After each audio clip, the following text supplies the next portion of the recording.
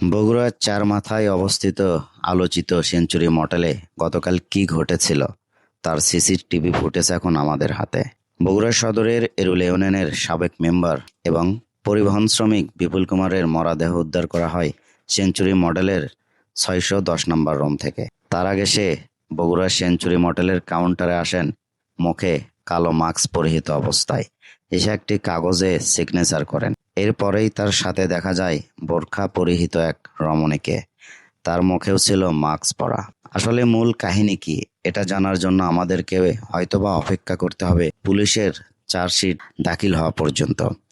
আসলে এই খুনের পেছনে কি ঘটনা লুকিয়ে আছে, বা এটা অপমৃত্যু।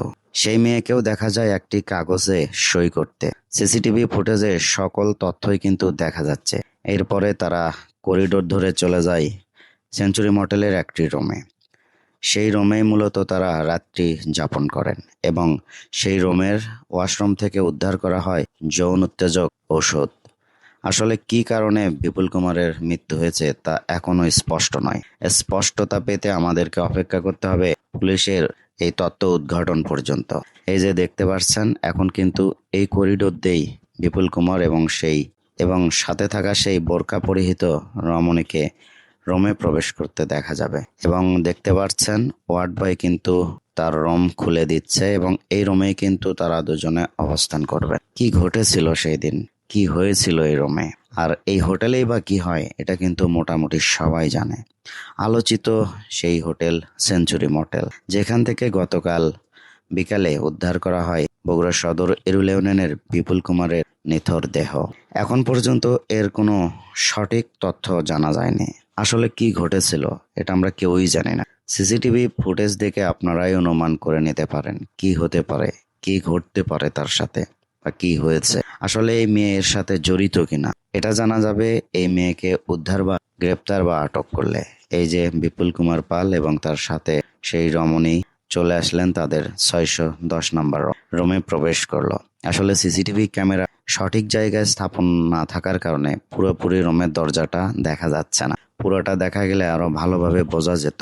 যাই হোক, তারা কিন্তু রুমের মধ্যে কিছুক্ষণ অবস্থান করবেন, এরপরে আবারও তাদেরকে বাইরে ঘোরাফেরা করতে দেখা যায়।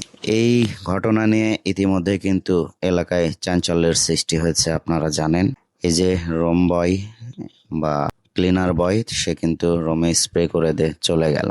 এখন আমরা পরবর্তী ফুটেজে যাব, সেখানে দেখার চেষ্টা করব কি হয়েছিল সেখানে। এটা হচ্ছে হোটেল সেঞ্চুরি মোটেল, চার মাথায় যার অবস্থান। এখন কিন্তু সেই মেয়েটিকে এই করিডোরে হাঁটাচলা করা দেখা যাবে এবং এই করিডোরে বের হয়ে সে ঠিক একদম ওই টাইলস করা শেষ প্রান্ত পর্যন্ত দাঁড়িয়ে থেকে কারোর সাথে কথা বলতে দেখা যাবে। এবং কার সাথে কথা বলে সেটা কিন্তু স্পষ্ট নয়, কারণ যার সঙ্গে সে কথা বলতেছিলেন সে কিন্তু ক্যামেরার পেছনে দাঁড়ায় ছিল।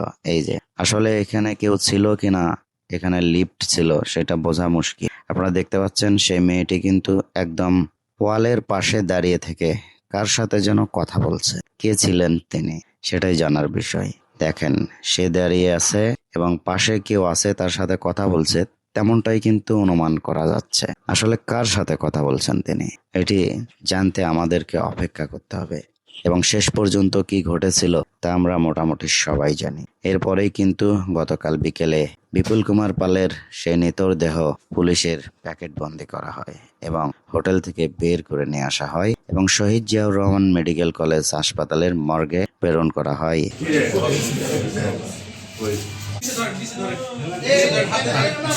এইভাবে কেউ